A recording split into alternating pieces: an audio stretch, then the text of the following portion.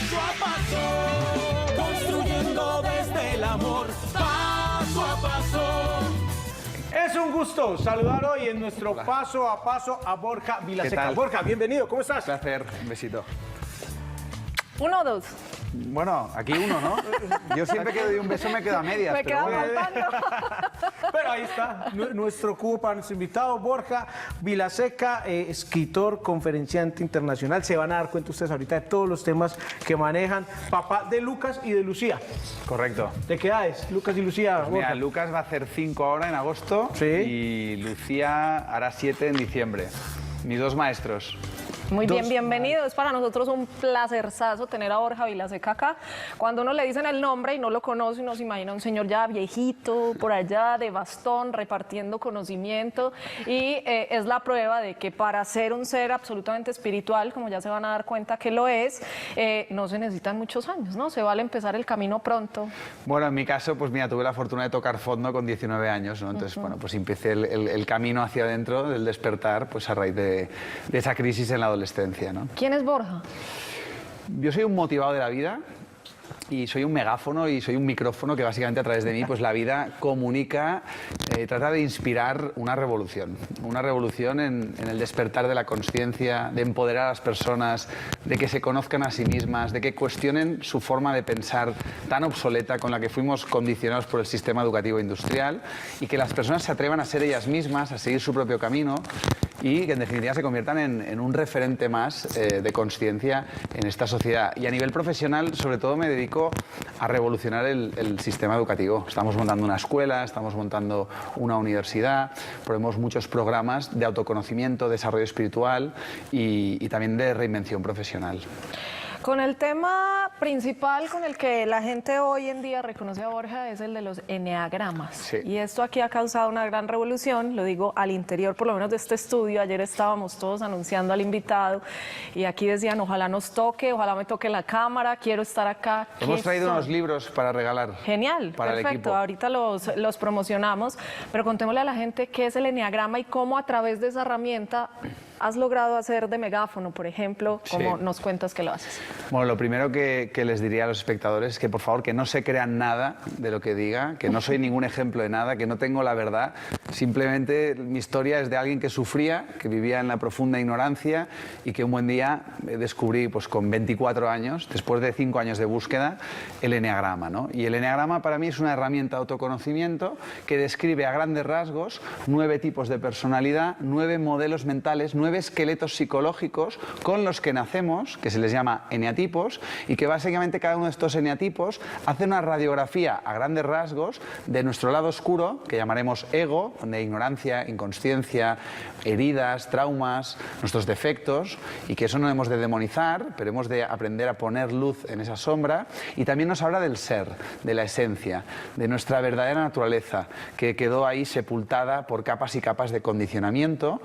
Y bueno, que cuando uno reconecta con ese ser, reconecta con esa felicidad, con esa paz, con esa sabiduría innata que viene de dentro y te permite liberarte de cadenas mentales para poder ser quien verdaderamente eres y de ahí salir de ti transformado y poder entender pues, a tus papás, a tus hijos, a tu pareja y mejorar tus relaciones gracias a esta herramienta que es como un espejo. Voy a detenerme en eso de entender a los hijos, que es, digamos, Sí. el principal componente que nos reúne a todas las Totalmente. familias Sí. frente al televisor todas las tardes en Paso a Paso. ¿Por qué funciona esta herramienta o cómo funciona para llevarnos mejor con nuestros hijos, para entenderlos mejor, para dejar de imponerles ser de una u otra manera? Mira, cada ser humano es único e irrepetible y tiene su propia forma de ser única.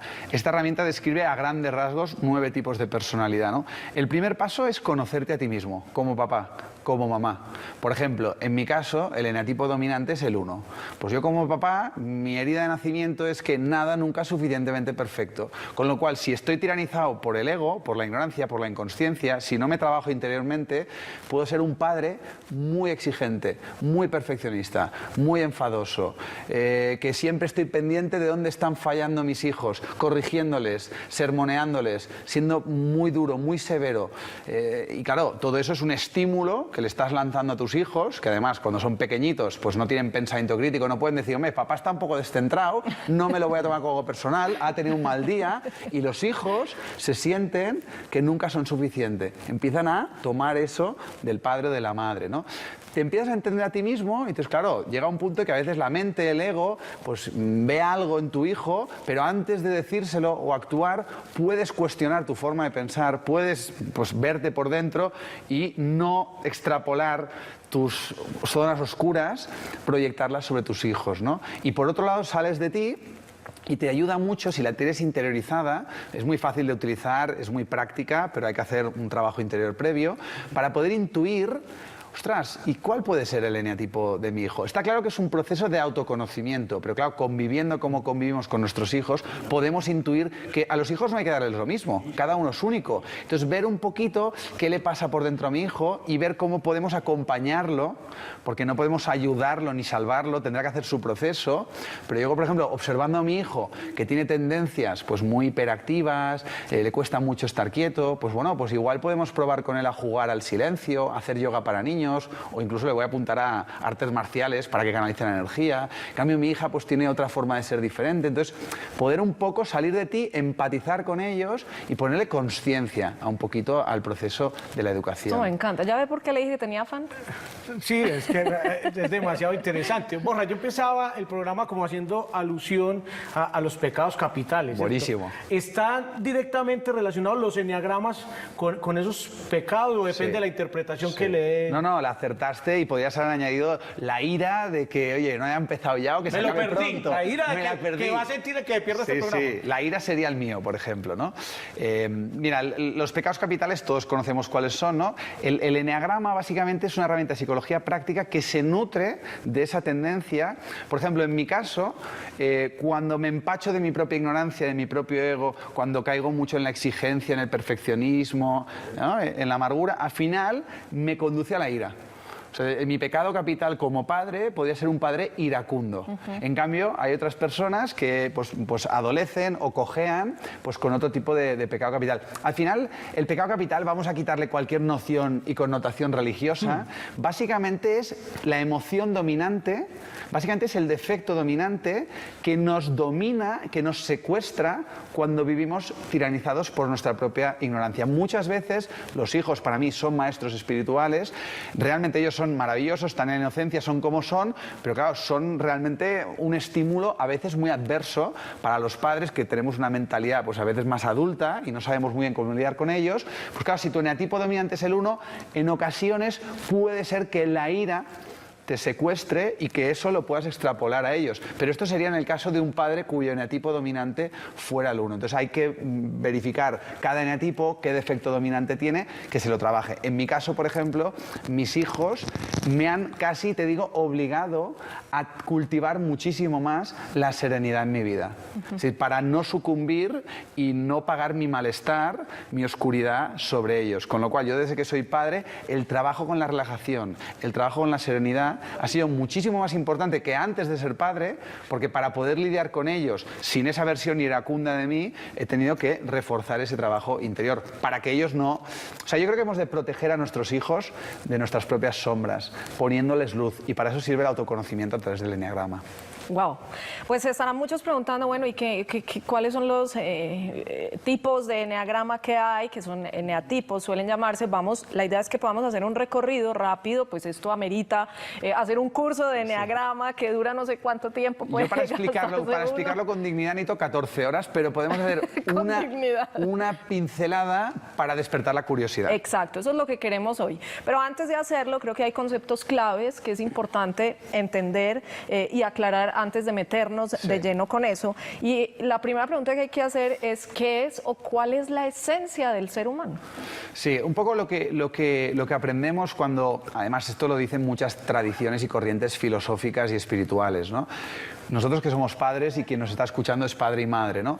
El día del parto, ¿no? El parto para el bebé es una experiencia cercana a la muerte. Para la mujer es tremenda. Para el hombre que sostiene la mano a la mujer no está mal también la experiencia, ¿eh? Pero para el bebé sobre todo, piensa que estaba en el útero, dentro de la mamá, y era puro ser, pura esencia. Y estaba fusionado con la mamá, pero no tenía noción de ser un yo separado, no tenía noción de estar dentro de mi madre. Estaba fusionado con la vida, con el universo, con Dios, con la vida, llámalo como quieras. Lo arrancan de ese chill out, que es el útero, cortan el cordón umbilical y fíjate, nos deja una cicatriz, que es la herida de nacimiento, la herida de separación. De pronto el bebé respira por primera vez y es consciente de que es un ser, pero que está separado de la madre, la vida, y no puede valerse por sí mismo. Y entonces desde el día de nacimiento ese ser, que está contenida la sabiduría, la felicidad, el amor, todo lo que traemos de ser y maravilloso el ser humano, de pronto, fíjate, aparece el ego. Es un escudo protector, es un mecanismo de defensa. Entonces me voy desconectando de lo que soy verdaderamente, porque el bebé humano no está en plan, acabo de nacer, mira, con gafas es mi padre, ahora no puedo valerme por mí mismo, pero confía, relájate que estos dos, aunque tienen cara de asustados, se harán cargo de mí. O sea, pasarán muchos años hasta que el bebé tenga el cerebro desarrollado, pueda tener pensamiento, ¿verdad? Y pueda pues, tener un diálogo interno. Entonces se va protegiendo, y es un instinto de supervivencia que es el ego, que quiere decir yo en latín, y se va identificando. Entonces, claro, le pone un nombre, Lucas, Vilaseca, un acento, un idioma, unas creencias, unos valores. O sea, su mente nació como una hoja en blanco, pero se va creando una identidad con creencias de segunda mano, que eso es el ego, la personalidad. Y nos vamos desconectando de nuestra verdadera identidad, que queda relegada en lo profundo del interior del ser humano. Y a partir de ahí comienza el proceso neurótico del ser humano, porque el ego se pierde fuera. El ego busca fuera. El ego quiere que mis padres me quieran. El ego quiere que mis padres me hagan feliz. El ego piensa que mis padres me van a dar la seguridad. Y esto es necesario en los primeros años, pero luego nos convertimos en adolescentes, en adultos, y seguimos pensando de forma egocéntrica. Y por eso en general tenemos tantos conflictos con nuestros propios padres y por ende con nuestros hijos. ¿Cuándo termina de formarse el ego?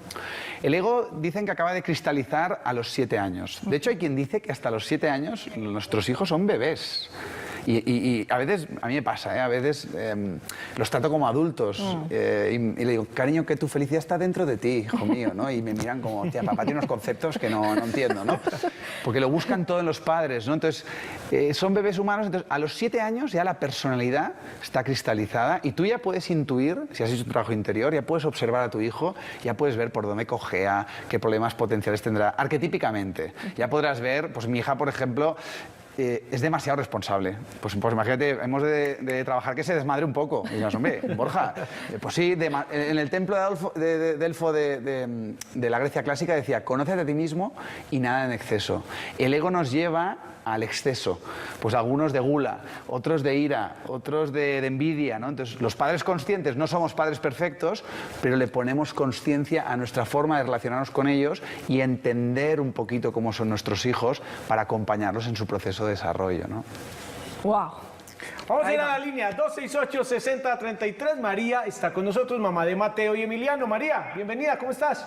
Muy bien, muchas gracias. ¿Qué edades tienes Mateo y Emiliano, María? Emiliano tiene 7 años y Mateo tiene 15. Perfecto. ¿Cuál es tu experiencia o tu pregunta con nuestro tema de los enneagramas? Más que todo como experiencia, porque por ejemplo con Mateo he vivido algo muy, pues ahora es que uno ve, empieza a recordar como los frutos de todo lo que hizo en 15 años. Y entonces él es un niño excelente, buen estudiante, inteligente, pero yo siempre fui demasiado exigente con él.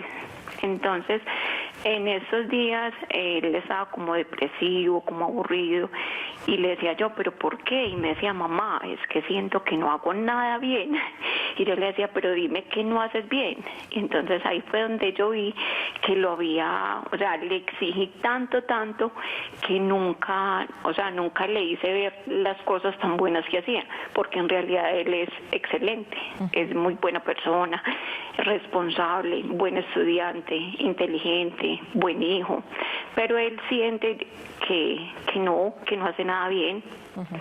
Que le queda faltando siempre. Que le queda faltando siempre, es eso, que nunca entrega lo que pues él dirá que yo tengo unas expectativas o el mundo tiene unas expectativas muy diferentes a lo que él puede entregar, pero en realidad no es así, es como por esa falta de ego que él tiene, no tiene como una buena autoestima y de pronto, qué tristeza, una vez con la crianza es el que somos los que llegamos a ser personas así, que siendo una persona tan buena, porque todos saben que él es súper bueno, pero él no se ve así. María, pues ya Borja te dará su apreciación, gracias por tu participación, pero por lo pronto yo lo que te digo a ti y a todas las mamás que nos están viendo, a los papás, es que saquen una libretica y empiecen a tomar nota para que, motivados por esto que hoy vamos a coger así medio en el aire, podamos profundizar pues para lograr descifrarnos, autoconocernos y de paso encontrar la mejor manera de relacionarnos con nuestros hijos, que es la idea. Borja, ¿Sí? ¿ese eneatipo se construye, lo construyen nuestros padres o qué tanto Se traemos de hereda, nacimiento? Se forma. ¿Qué tanto traemos al nacer de eso? Sí, mi experiencia, y por favor que nadie se crea nada, que es muy importante ser escépticos y verificarlo, naces como una semilla, todos nosotros. En esa semilla está contenido el tipo de flor única y repetible que cada ser humano ha traído consigo al nacer. Y dentro de esa semilla viene implícito el modelo mental. Con lo cual, por ejemplo, yo me he sentido muy identificado con esta madre, ¿no? En este caso, tendríamos que verificar empíricamente cuál es el eneatipo de la madre. Potencialmente, lo que ha comentado, arquetípicamente sería un eneatipo 1, como el mío, pero eso tiene que verificarlo ella, ¿vale? Entonces, tenemos el eneatipo de la madre. Pongamos que esta madre es una 1, pero claro, no sabemos cuál es el eneatipo de su hijo. El primer paso para mí sería que la madre se conociera a sí misma, que entendiera, utilizando el eneagrama, cuál es su eneatipo y que el hijo, o la madre a través del hijo, entendiera cuál es el eneatipo. Porque claro, hemos tenido una influencia de 1, una madre exigente que siempre se fijó en los fallos, los errores, tal y cual, y esto hemos de verlo como un estímulo que venía de la madre, pero cómo lo procesó el hijo, cómo lo interpretó el hijo, eso ya tiene que ver con su propio eneatipo. Por ejemplo, si la madre es un 1 y, por ejemplo, mi eneatipo es el 1, todos esos mensajes de que no eres suficiente, de que no eres perfecto, de que tienes que ser mejor, tendrían una coherencia tremenda con mi propio diálogo interno que tiene que ver con mi herida de nacimiento y con mi modelo mental. Pero en cambio, igual tengo un hermano que tuvo la misma madre, que tuvo pues esa misma exigencia, pero el hijo, este otro hijo, tiene otro eneatipo y lo procesó, lo digerió, construyó una personalidad basada en su eneatipo esencial con la influencia de la madre. Con lo cual, yo desde aquí lo que quiero animar a todos los padres y madres es que asumamos nuestra parte de responsabilidad, pero que separemos el grano de la paja. Es decir, una cosa son los estímulos que yo le emití a mi hijo y me ha de hacer cargo de ello, pero otra cosa es cómo mi hijo o mis hijos interpretaron y procesaron esos estímulos. Con lo cual, este hijo pues tiene una influencia muy de eneatipo 1, pero habría que verificar cuál es su eneatipo dominante para entender cómo lo procesó. Y también pues hablar con el hijo para que haga un trabajo interior, especialmente en la adolescencia, y que nadie se me asuste, para matar a los padres. Psicológicamente hablando, por favor, mira a cámara porque esto hay que entenderlo bien. Hay que matar a los padres con el cuchillo del amor, psicológicamente hablando. ¿Qué quiere decir? Ponerle madurez al proceso, decir, me emancipo, corto el cordón umbilical emocional, entiendo a mi madre por qué fue como fue, pero me entiendo a mí cómo yo procesé a mi madre, me hago cargo de mi parte de responsabilidad, me trabajo interiormente, hago un trabajo de perdón para librarme de la culpa, hago un trabajo de compasión para librarme del juicio, pero finalmente me libero de la influencia psicológica de la madre y me doy cuenta incluso en una visión pues más espiritual de que he tenido la madre y el padre que necesitaba a pesar del dolor y del sufrimiento para iniciar este proceso, despertar, transformarme y un poco como me pasó a mí, que tuve una relación tremenda con mis padres, pues para convertirte en la persona que puedes llegar a ser. O sea, que tampoco ahora nos fustiguemos ni nos machaquemos como padres y madres cuando despertamos y como este testimonio que me ha parecido súper humilde y de verdad te felicito de corazón, más padres y madres así, por favor, gente que se da cuenta de en qué se ha equivocado y empezará a revertirlo. Y aún está a tiempo, Hombre, no es que se tanto, eche a las y tanto. Mejor dicho, la madre el que no quiera saber más de este tema. Que Vamos a sepas hacer una cosita, pausa corta. yo estoy ahorrando ya un cheque terapéutico para darle a mis hijos cuando me culpen de todos sus males. Yo ya les he escrito una carta y digo, oye, lo siento, hijo, seguro que me equivoqué, toma un cheque terapéutico para que puedas No, pues, sanarte. si eso está haciendo Borja, creo que ni Hombre, el baloto nos va a alcanzar Yo al estoy- resto. es que te lo digo de corazón, yo creo que no existe ni un solo hijo que en algún momento de su vida no haya tenido algún tipo de conflicto o sensación de culpa o de rencor hacia alguno de sus progenitores, ¿no? O sea que... Hacemos ¿Recordaste, Borja, alguna de tus hijos, alguna frase, una de esas grandecitas pequeñitas? Mira, yo recuerdo una colleja muy amorosa que me pegó mi hija, que digo, estaba pa' coach, va pa' coach, con 4 años. Un día, yo reconozco, no estaba sereno, estaba más tenso, y mi hijo Lucas, que va acelerado por la vida, coge el tazón, íbamos al cole antes de desayunar, tal, y coge el tazón y pum, y se le echa encima del uniforme y tal, llegábamos tarde, no sé qué, y yo me perturbé y me enfadé con Lucas, hombre, no, pero no se hace, tal, ¿eh? Bueno, y estamos a punto de salir de casa y me coge mi hija con 4 años, ¿eh? Me dice, papi, papi. Entonces yo bajo, sí, mi amor, y dice, papi, antes en la cocina no nos has tratado con amor. Y, ¡oh! Yo que predico ahí el evangelio y la paternidad consciente y quiero revolucionar la educación, y mi hija de 4 años me pega una lección con una asertividad, con un amor, y me coge decirle, hija mía, todo empezó en el 81, mis padres... Pero me han pegado muchas de estas, ¿eh? Realmente tiene unas salidas que me dejan... Bueno, vamos a empezar. Ellos son así, las sueltan, aquí las compartimos y eso nos hace muy felices. Vamos a empezar a hacer el famoso recorrido, pero antes, ¿quiénes son los más escépticos con este tema? ¿Quiénes son los más escépticos? Escépticos. ¿A quiénes les cuesta creer que esto pueda funcionar? Ah, el enneagrama. Sí. Ah, sí, sí. Bueno, yo he sido uno de ellos. Yo he sido uno de ellos. O sea, yo, antes de conocer el enneagrama, yo leía a Nietzsche, a Sartre, a Camus. Las personas más escépticas son las que más miedo al cambio tienen. Las personas más escépticas son las que más dolor tienen dentro y no quieren reconocer que realmente tenemos una gran parte de responsabilidad sobre nuestro estado de ánimo. Y son personas que se engañan a sí mismas, que ridiculizan a personas como yo, que se oponen violentamente a aquellos mensajes que te tratan de empoderar y decirte, hey, tú eres co-creador de tu vida y de tu estado de ánimo. Pero claro, esto choca contra el victimismo que, al menos en mi país, no sé aquí, el victimismo es la filosofía dominante de la sociedad. Entonces, no me hables de lo que me va a transformar, no me hables de lo que me va a liberar, porque temo profundamente la responsabilidad y la libertad. Estos son los escépticos y lo sé por experiencia personal, porque yo también demonizaba toda esta industria antes de darme cuenta de mi propia ignorancia. Él ya lo sabe, yo lo estoy viviendo. Así que empecemos este recorrido, por favor. Pero por eso es muy importante decir, no te creas nada. Es decir, sé escéptico. Si yo soy fan de los escépticos, no seas crédulo, no te creas nada, pero trata de escuchar sin prejuicios. Y verifica si realmente esto puede ser útil para ti. Yo estoy aquí para decirte, mi experiencia es que a mí me ha cambiado la vida. Tengo 14 años de noviazgo con mi mujer. Sin el enneagrama nos hubiéramos separado unas cuantas veces. Ok, el 1. El 1, pues mira, el 1 te lo describo muy brevemente. El 1 es perfeccionista, exigente, entonces, prepotente, tiene la verdad, tiene la razón absoluta, ¿no? Y con los hijos, pues son padres y madres, pues eso, que siempre se centran en los fallos, en lo que pueden mejorar, como esta madre que nos ha llamado antes, y acaban con la ira, con mucha ira, ¿no? Entonces, estas personas se han de trabajar lo que es la serenidad, la aceptación, la flexibilidad, porque son muy rígidos, muy intolerantes, y apenas se puede discutir con ellos porque, claro, siempre tienen la razón, son dogmáticos y muy intolerantes. Muy brevemente, ¿eh? El enneagrama sugiere cómo trabajar esos lados de oscuridad. Claro, el enneagrama tiene dos facetas. La primera es hacer una... Aquí estamos hablando del 0,00001 del eneatipo, pero por una cuestión de tiempo. Hace una radiografía de por qué eres como eres en tu lado oscuro y lado luminoso. Y por otro lado, te recomienda un proceso de autoconocimiento, de desarrollo personal para transformarte, para convertir esa ira en serenidad. Que no ha de ser el mismo proceso para el 1 que para el 8. Claro, esa es la belleza de nuestra condición humana.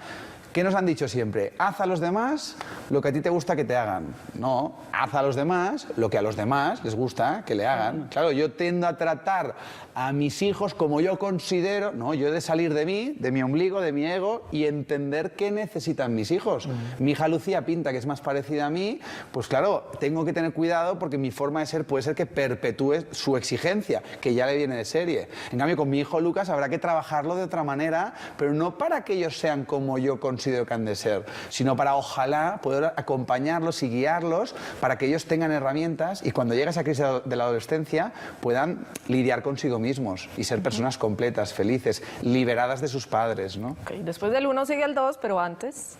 La línea 268-6033. Isabel, mamá de Ana Sofía, está ahí con nosotros. Isabel, bienvenida. Hola, mil gracias. Quiero decirles que me encanta este programa. Mi pregunta es la siguiente, pues yo tengo una mamá, yo soy mamá de una niña de 5 años y justamente hoy estaba en el colegio y pues vi a mi hija como en un arranque de mal genio y de rabia porque no podía hacer lo que ella quería, ¿cierto? Entonces, pues una profesora nos preguntó a los papás que quiénes eran mal genio en la casa y tristemente le contestamos que los dos. Según lo que decías ahora, a mí me pareció muy interesante y es que hasta los 7 años se puede como moldear el temperamento de los niños. Entonces, ¿cómo manejar ese lado oscuro que nosotros tenemos, digamos, con el genotipo que decías ahora, número 1, y cómo hacer para que nuestros hijos a los 7 años tengan una personalidad, digamos, que diferente a la nuestra? Muy buena pregunta. Lamentablemente no... Entiendo el concepto de moldear, pero si verificamos que nace de serie el eneatipo, el modelo mental, o sea, por más que yo intente guiar, acompañar o incluso moldear, me estoy dando cuenta de que mis hijos ya están en esa dirección, porque realmente en última instancia nadie puede cambiar a nadie, ¿me explico? No, esto es una ilusión en la que caemos los padres. Pero hay una frase, o la decimos mucho acá, que dice, el que es, no deja de ser. Claro, es que hay una cosa estructural y hemos de pasar por el ego. Es decir, a veces, muchas veces me frustro como padre cuando me gustaría que mis hijos fueran diferentes a como son o que no tuvieran esas conductas, esas pataletas, pero hemos de entender que ahora mismo están en el proceso de identificación con el ego, que es un mecanismo de defensa, de supervivencia. Entonces, lo más importante que pueden hacer los padres conscientes que nos están escuchando es ser felices ellos. Es decir, no perturbarte cuando interactúes con la pataleta de tu hijo. Cuando tu hijo patalete, y mientras lo digo soy consciente de la dificultad que tiene para mí también, ¿de qué manera puedo lidiar con la pataleta de mi hijo sin yo perturbarme? Manteniéndome sereno, en el caso del eneatipo 1, porque ahí le estoy dando un ejemplo a mi hijo. Pero en general, ¿qué hacemos? Sufrimos con su sufrimiento, reaccionamos, los intentamos cambiar y a ver si pueden ser diferentes. Es necesario pasar por este proceso, llegará la adolescencia y ojalá que con una relación de confianza para que podamos compartir, padres mentores, compartir herramientas para que ellos puedan hacer su trabajo personal. En esta etapa en la que están nuestros hijos tan pequeñitos, el trabajo no es nuestro hacia nuestros hijos sobre todo. El principal trabajo es a través de nuestros hijos con nosotros mismos. Es un cambio total de paradigma. Y es acompañarlos a hacer. Sí, pero primero trabajándote tú. Es decir, a mí me encantaría, si tuviera una varita mágica, no es que mi hijo desarrollara una personalidad con 7 años como a mí me gustaría, sino que nosotros fuéramos un ejemplo de paz, de felicidad, de amor incondicional, de presencia, de realmente, ostras, dar lo mejor de nosotros mismos a la hora de interactuar con nuestros hijos, mientras nuestros hijos no son capaces de dar lo mejor de sí mismos, porque todavía no tienen esa capacidad. Nuestros hijos no tienen la capacidad de ser conscientes y de moldearse a sí mismos. Muchas veces patalean porque están cansados y razonar con ellos es absurdo. Clarísimo. Número 2. El 2 es el ayudador. Es el que necesita amor. No se quiere a sí mismo y entonces se convierta en una mamá que se cree que mis hijos son mi felicidad. Lo pongo mucho en los padres, ¿vale? Mis hijos son mi felicidad, soy muy cuidadora, muy protector, yo les ayudo en todo, vivo por y para ellos, me olvido de mí, soy orgulloso, pues eso, ¿qué necesitas? ¿Qué quieres? Siempre pendiente de ellos. Claro, son muy controladores en ese sentido y lo que buscan es que mis hijos me quieran. Les chantajeo, les manipulo. ¿No has venido a verme el fin de semana? Buscando esa sobreprotección también para Exacto, ellos. buscan que hey, yo te lo doy todo, pero tú me tienes que querer, tú me tienes que hacer feliz. Entonces te manipulo, te chantajeo y crean una relación de dependencia y de apego bestial con sus hijos. Y de repente los hijos, claro, les cuesta volar porque tienen un apego bestial y cuando vuelan del nido sienten el síndrome del nido vacío. ¿Y los hijos dos? Los hijos dos, ¿Cuál es bueno, la claro. respuesta? Claro, entonces el hijo 2, ¿qué hace? El hijo 2 busca totalmente el apego y la dependencia en la madre y además se convierte en un pseudo padre y madre. O sea, es muy paternalista. Es el típico hijo que luego acaba haciendo de padre de sus padres, padre de sus hermanos mayores y que tiene una relación totalmente de dependencia. Son estas familias que están pegadas con pegamento y que al final se están manipulando unos a otros buscando afecto, mendigando afecto, porque el viaje de estas personas es amarse a sí mismas. Eso no está bueno ni malo. No, ¿cierto? forma parte del camino. Ok. O sea, el ego no es bueno ni malo, el ego es necesario para sobrevivir emocionalmente hasta que el ser humano tiene el cerebro plenamente desarrollado, tiene la capacidad de ser consciente, de observarse, de conquistar su diálogo interior y de poder emanciparse y liberarse de todo lo demás para poder centrarse en lo que depende de él y ser una persona libre, autónoma, completa, sabia, feliz. Lo que pasa es que esto apenas está empezando a suceder en el mundo. La educación es un reflejo del ego humano, la paternidad está totalmente orquestada por el ego, las relaciones de pareja están secuestradas por el ego. Entonces es una sociedad muy egoica en la que vivimos, con lo cual vamos a pasar por ahí y no pasa nada, forma parte del proceso evolutivo. Si naciéramos con 30 años, tú imagínate a la mujer dando a luz a un ser humano de 30 años, pues igual no sería tan necesario, pero es que los niños nacen y todavía no tienen ni siquiera el cráneo, o sea, pasará mucho tiempo para que se desarrollen. Entonces, ese proceso de mera supervivencia, de ego, que los padres los sufrimos porque vemos conductas que no nos gustan, que son muy egocéntricas, muy victimistas, muy reactivas, son necesarias para que llegue un momento que el niño busque por sí mismo el cambio. Genial. Y cada vez lo están buscando más jovencitos, Veo a Leo. pero a partir de los 9, 10, 11 años, más Veo a Leo jovencitos, muy ¿no? juicioso ahí tomando nota, pues anote el 3. Voy a anotar el 3 y tengo una pregunta para cuando hayamos terminado todos. Sí. El 3 se le llama el triunfador, busca éxito, reconocimiento, suelen ser padres o madres adictas al trabajo, porque buscan el aplauso, la plata, el prestigio. Entonces suelen ser personas que frente a la paternidad, pues bueno, igual no están tan presentes como el 2, que está todo el día encima, el 3 está más en la oficina y bueno, lo que busca es que sus hijos tengan unos grandes títulos y cargos de prestigio y que sean personas que sobresalgan y que triunfen en la sociedad. Y cuando vienen los Gutiérrez, mi hijo ha sacado un 10 en el examen de matemáticas, ¿eh? Es como muy de que el valor de mis hijos se lo dan los títulos, los cargos, el dinero que ganan, ¿no? Y peca un poco de esa vanidad, de esa falta de honestidad. Son personas más falsas, presumidas, ¿no? Y que siempre quieren que sus hijos, pues, así como el 1 busca que sean perfectos, pues el 3 busca que sean exitosos y que tengan una imagen social muy buena. ¿Y los niños 3? Los niños 3, claro, para que me valoren, porque no me siento valioso, tengo que triunfar, tengo que destacar. Mamá, mamá, he marcado 10 goles. Mamá, mamá, he ganado 10 millones, ¿no? Es decir, si no triunfo, si no sobresalgo, si no llego a la cima del éxito, no me van a valorar, Siento que pertenezco. no me van a reconocer, no me van a admirar. Son chavales que acaban buscando títulos universitarios, carreras en multinacionales, buscando el reconocimiento y la valoración de sus padres y de su entorno social, pero se alejan del ser, de su autenticidad, porque igual el niño lo que le apasiona es ser jardinero, pero igual estudia administración de empresas y acaba siendo, pues no sé, en una carrera multinacional, pero acaban sintiéndose muy desconectados y muy vacíos. Pero forma parte del proceso para Eso despertar. serían vanidad. La vanidad, Cuatro. sí. Los 3. Tú me vas... Ira, orgullo y vanidad. Vamos en esos Vamos 3. en eso. 4. El 4, mira, el otro día una madre, para que veas cómo es el 4, ¿no? Me dice, tengo 3 hijos. El mayor y el pequeño dibujan a Messi, a papá, mamá, en clase de dibujo creativo, pero la hijita de 5 años, una 4, que son trágicos, románticos, especiales, adictos al drama y que llaman la atención por medio del sufrimiento, de la melancolía. La niña, con 5 años, dibujaba flores que se cortaban la cabeza. Tú imagínate una margarita con la cabeza cortada y con gotas de sangre, una amapola con la cabeza cortada. De los 30 niños, el profesor, ¿a qué padres llama? Y la madre, ¿a quién le hace más caso? ¿A los niños que dibujan a Messi o a la niña que te está dibujando con 5 años?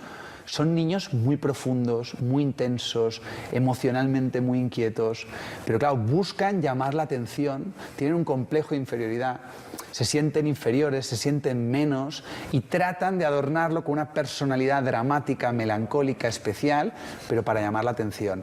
Tienen un potencial de creatividad brutal estos niños, se salen de lo establecido, tienden a ser raros, diferentes, especiales, ¿no?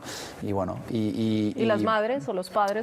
y los padres, pues son estos padres con alma de poeta, que seguramente, pues bueno, montan unos universos mágicos y fantasiosos, pero a veces los padres pecan mucho de egocentrismo, lo hacen todo sobre ellos.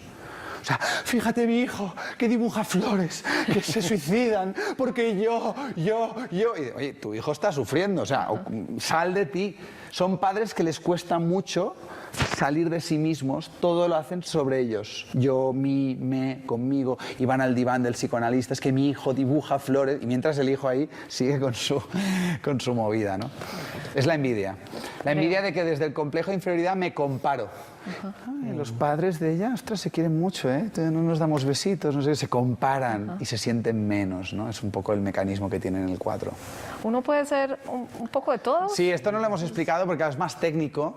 Tienes un eneatipo principal. Es que no me voy encontrando todavía. Faltan 5. Sí, Bueno, pero por eso me adelanto a la pregunta. Pero el objetivo tampoco es que te encuentres, porque con esta pequeña pincelada, mi objetivo no es que te encuentres, es despertarte la curiosidad para que profundices, ¿no? Porque si no puede parecer como un horóscopo esto. Entonces hay que darle el merecimiento que tiene. El eneatipo dominante, por ejemplo, en mi caso es el 1, pero luego te descentras, o sea, cuando te empachas de tu eneatipo dominante, yo me voy al 4, por ejemplo, y adopto las conductas egoicas del 4. Para centrarme, me voy a otro eneatipo, en mi caso a la esencia del 7, y eso me centra y me transforma. Y además tienes la influencia de los números que están a la derecha o a la izquierda de tu eneatipo principal. Pero esto, sinceramente, se merece un desarrollo mucho más profundo. Lo tengo clarísimo, pero era para salir de Todos tenemos un poco de todos, pero en la medida que vas profundizando, al final entiendes las motivaciones profundas de dónde te vienen y la relación que estableces con el resto de eneatipos. 5, porque no vamos a llegar al 9 y no me lo van a perder. Sí, el 5, te hablo como niño, como padre, un poco de todo, ¿no? El 5 son súper racionales, intelectuales. Son estas personas que son muy cerebrales, arquetipo de catedrático, ¿no? Personas muy solitarias, reservadas, tímidas, que tienen mucho miedo a expresar sentimientos, mucho miedo a pasar a la acción. De hecho, frente a la paternidad, les abruma la paternidad. Buscan mucha libertad e independencia. Seguramente se cojan un trabajo fuera de la ciudad y se vayan unos cuantos días porque esto es muy intenso. Los niños son estos niños que les cuesta relacionarse con los demás, que socialmente tienen muchos problemas. Tienden a ir hacia el autismo, ¿no? Demasiado reservados, demasiado mentales, encerrados en su cuarto todo el día con los videojuegos, muy aislados. Les cuesta también el afecto, el cariño. Los padres y las madres se preocupan porque mi hijo es muy solitario, no es social, le pasa algo, ¿no? Son personas con una mente privilegiada, pero realmente les cuesta muchísimo conectar con sus emociones y pasar a la acción, ¿no? Y los padres, pues claro, frente a la paternidad, pues también son muy cerebrales, lo racionalizan todo, se leen 500 libros, cómo ser un gran padre, pero mientras la paternidad va pasando, ¿me explico? No, tomo 1, tomo 2, tomo 3 y te estás perdiendo el aprendizaje a través de la vivencia, ¿no? Sería el miedo. Sería la avaricia. La avaricia entendía como que tengo tan poca energía, tengo tan poco afecto, que doy muy poco. Y de hecho, por ejemplo, mi abuela, que en paz descanse, era una 5, y yo le iba, abuela, te quiero mucho. Y me decía, quita los abrazos a tu madre, hombre, ¿no? Y es muy típico que el 5 en el ego, rechace el afecto, ¿no? Porque le cuesta, no sabe qué hacer con él, lo racionaliza, lo teoriza y se encierra en la soledad. 6. El 6 sí que es el miedo. El 6 es la cobardía. El 6 son, bueno, mira, frente a la paternidad, sobre todo, padres que sufren mucho son los 2s, porque mi hijo es mi felicidad y lo trato de sobreproteger y relación de apego y tal. Y el 6 porque tiene paranoia. El 6 es, le va a pasar algo. Por la noche no respira. Ansiedad, miedo, inseguridad. tomar decisiones, ¿vacunas o no vacunas? ¿Tú qué harías? ¿Tú qué harías? O sea, el 6, frente a la paternidad, si no está trabajado interiormente, pura paranoia, puro miedo. Entonces, claro, uy, se van a esquiar a la montaña, no, que va a haber una luz, no os dejo esquiar, os quedáis en casa, o sea, es miedo total, miedo total. No confían en sí mismos, no confían en la vida, no confían en sus hijos, ¿no? Y acaban pues totalmente bloqueados por la paranoia, el miedo, la inseguridad. Los niños 6, claro, buscan la referencia en sus padres. Tu papá, ¿tú qué harías? O sea, mi padre es mi Dios. Lo que diga mi padre, entonces o sigo a mi padre, a mi madre como autoridad, porque eso me da seguridad. ¿Hay que estudiar ADE? Estudio ADE, porque eso me da seguridad. O a veces se rebelan buscando su camino, pero eso les aterra. Tienen muchísimo miedo. Entonces, a estos chavales hemos de acompañarles para que aprendan a confiar en sí mismos y también, como en el tipo 2, que maten a sus padres psicológicamente para que sean sus propios referentes. Ojo, 7. Sí, mira, el 7 mejor lo interpreto, ¿vale? O sea, el niño 7 estaría aquí y estaría haciendo ya esto. Me voy. Y puedo sacar el 1 con la ira.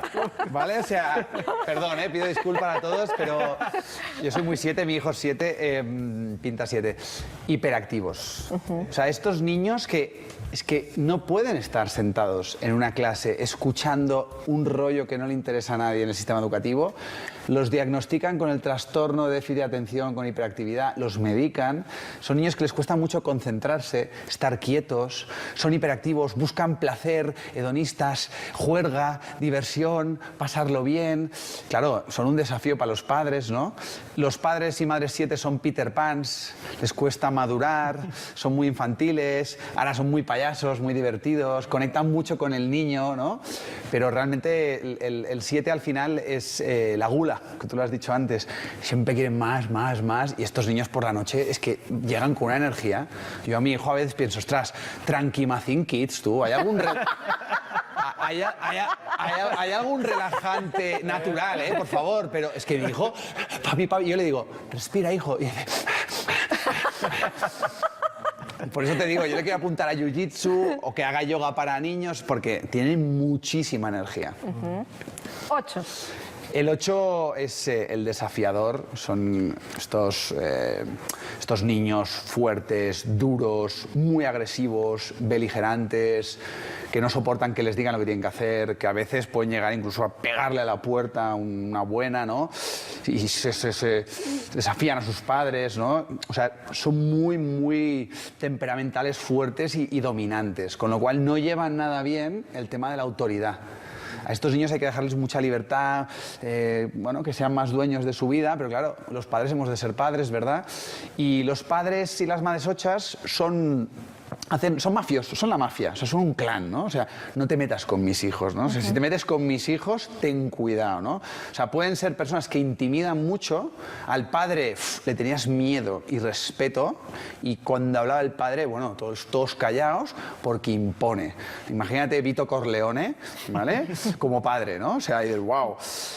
Pero eso sí, cuando están relajados son muy tiernos, muy dulces, muy cariñosos, pero esto es en el círculo de confianza, cuando realmente sienten que los demás no me amenazan, ni me controlan, ni me van a hacer daño. 9. Y el 9 es la pereza. Son estos niños perezosos, indolentes, que procrastinan, que todo les cuesta, todo el día en el sofá tumbado. Ay, mami, déjame, va, ya lo haré mañana, ¿no? Y los padres 9 y madre 9 te los toreas como quieren, porque no quieren conflicto, no pueden con la ira. Entonces, oye, habíamos quedado que volverás a la 1, papi, volverá a las 3, y el padre, bueno, pues si has de volver a las 3, pues volverá a las 3. En cambio, el padre 8 sería, sí, anda, siéntate, tú vas a volver, mira, a las 12:30, ¿sabes? En plan, claro, la gente dice, es que mi padre me marcó mucho. Bueno, verifiquemos cuál fue su eneatipo. Uy, es que mi hijo... Bueno, verifiquemos cuál es su eneatipo y luego la magia. ¿Cuál es tu eneatipo como padre y como madre? ¿Y cuál es el eneatipo de tus hijos para entender la relación que se está estableciendo?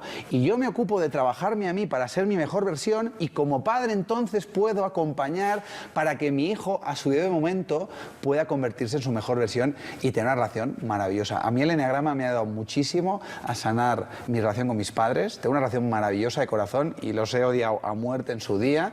Y ahora pues para entender a mis hijos y a mi pareja, para que la familia familia se entienda y no nos tomemos como algo personal los conflictos de Antes cada de que uno. le haga la pregunta, que nos queda muy poco tiempo, el curso se dicta online y para Colombia hay un descuento súper Sí, especial. bueno, el tema es que hemos venido a Colombia con muchas ganas, pues que lo hemos llenado. O sea, tengo un fin de semana con 400 motivados. Es que ya iba a decir, yo los iba a invitar hoy a la conferencia, el fin de Sí, no semana nos al quedan taller, plazas. pero No hay no hay cupo ya. cupos. Y no hay para cupos. todos los padres y madres que no han podido ir al curso, porque tenemos muchos padres y madres, pues bueno, desde aquí, si entran en borjavilaseca.com, tienen la versión online, que la pueden empezar hoy mismo desde el salón de casa, y por ser pues, espectadores del programa, les damos un 50% de descuento. Hay que poner el cupón de descuento, es 50, con números, 50 Colombia. Y oye, beneficiarse del curso con material pedagógico, un foro para compartir con otros padres, con otros buscadores y poder interiorizar esta herramienta que da para toda una vida de aprendizaje, ¿no? Decíamos al principio que uno no puede pretender moldear a sus hijos, ese enagrama, ese eneatipo de los hijos. Pero también hay otra frase, si uno cambia, todo cambia. Siendo conscientes de eso, podemos moldear, cambiar nuestro propio eneatipo. Te la compro totalmente, ¿no? Muchos padres vienen a mí y me dicen, ¿cómo puedo cambiar a mi hijo? El error está en el planteamiento en sí mismo. No. ¿Cómo puedes ser tú el cambio que quieres ver en tus hijos? Y cuando tú cambias, todo cambia. O sea, es decir, cuando yo llego a casa y estoy en la ira, noto totalmente cómo me relaciono con mis hijos y cómo eso de alguna manera indirectamente condiciona su propio comportamiento. Cuando llego a casa y estoy en la serenidad, mis hijos siguen siendo igual, pero es que cómo cambia mi actitud y mi manera de relacionarme con ellos, y en muchas ocasiones mi cambio de actitud favorece, fomenta un cambio en el de ellos. Con lo cual, mi mensaje para los padres y las madres que ojalá se han quedado escuchándonos hasta el final es: seamos nosotros el cambio que queremos ver en nuestros hijos, porque depende de nosotros. Lo mejor que podemos hacer por nuestros hijos es ser verdaderamente felices y amarlos tal como son. Y cuando llegue su momento, ellos ya iniciarán su propio proceso de cambio. Perfecto. Muy bien, ahí estaba la página donde pueden acceder a este curso, borjavilaseca.com. Estaba malo, ya lo vamos a volver a poner bien, el 50 Colombia, porque el 50 es en números, 50 Colombia. ¿Estamos Correcto, bien? sí, Correcto. perfecto. Ahí está, ¿cuánto dura? ¿Cuántas horas? Sí, el curso se llama Encantado de conocerme, comprende tu personalidad a través Como del el libro eneagrama. que nos ha dejado, como ya el les libro. anunciaremos en Sí. su momento oportunamente cómo lo entregaremos. Encantado de conocerme, el título es genial. Gracias, muchas gracias. Hombre, el curso básicamente son unas 8 horas y media de contenido sobre eneagrama, y el resto del tiempo que le va a ocupar al alumno son los ejercicios prácticos, con material pedagógico, compartir con el foro. También le recomiendo vídeos que tengo en YouTube sobre el eneagrama gratuitos, artículos que están en mi blog, pero todo muy ordenadito por eneatipos, para que cuando se descubran, porque siempre digo que el eneagrama es un orgasmo emocional. O sea, una vez en un curso una mujer dice, ¡oh, soy una 6, soy una 6! ¿No? O sea, conocer tu eneatipo realmente es un eureka, y reinterpretas la historia de tu vida, pones paz en tu pasado y confianza en tu presente para lidiar con el futuro. Es un punto de inflexión para los que están en la liga de confrontar su ignorancia y dejar de esperar que cambien los hijos, que cambien los padres, que cambien lo de fuera. En el curso van a encontrar mucha información, muchas respuestas, y sobre todo los vídeos son cortos para que tú los consumas a tu ritmo y los puedas repetir y compartir con quien quieras, porque me consta que están haciendo el curso a veces padres con hijos. Me parece bestial. Hijos más adolescentes, evidentemente, ¿no? Borja, ha sido un placer. Gracias Creo por que invitarme. Se engancha uno de inmediato, imposible no querer saber un poco más, imposible no dudar, pues él desde el principio lo advierte, no me crean, y partamos de esa premisa. Ahí les queda para que nos cuestionemos como padres si queremos encontrar el camino de autoconocernos nosotros, pues no son ellos los que hemos de cambiar. Ellos han venido a ser y serán. Nuestra misión es acompañarlos, pero si no nos conocemos nosotros mismos, a tarea compleja. Borja, Gracias. encantado de conocerme y de conocerte. Un placer enorme. Muchas gracias. Borja, muchas Ahora gracias. sí que te voy a dar 2, ¿eh? Un placer. Muchas gracias. Gracias a todos, de verdad. A ustedes, chao, gracias por acompañarnos. Nos vemos mañana con otra invitada internacional. Viernes, chao, chao. Chao, chao.